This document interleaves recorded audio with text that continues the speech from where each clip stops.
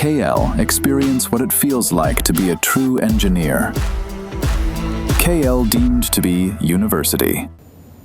నెల్లూరు జిల్లా రాపూరు మండలంలో బీజేపీ సంస్థాగత సమావేశం నిర్వహించారు. Venkatagiri BJP incharge SSR Naidu ఆధ్వర్యంలో జరిగిన ఈ సమావేశంలో రాబోయే స్థానిక సంస్థల ఎన్నికలకు పార్టీని సన్నద్ధం చేసే వ్యూహాలపై చర్చించారు.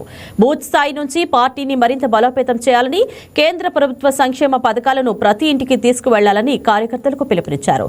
సభ్యత్వ నమోదు, బూత్ కమిటీల ఏర్పాటు, భవిష్యత్తు కార్యాచరణపై నాయకులకు దిశానిర్దేశం చేశారు.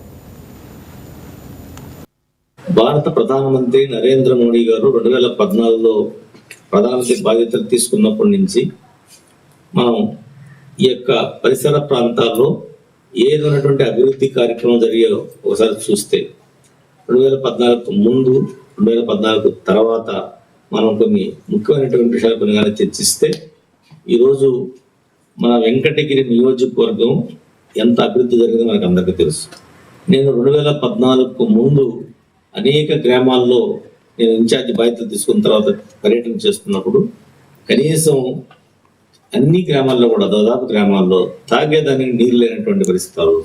ఎందుకంటే అంతకుముందు 2014 నుంచి 2014 దాకా ఆంధ్రప్రదేశ్లో అదేవిధంగా కేంద్రంలో కాంగ్రెస్ అధికారంలో ఉన్నది.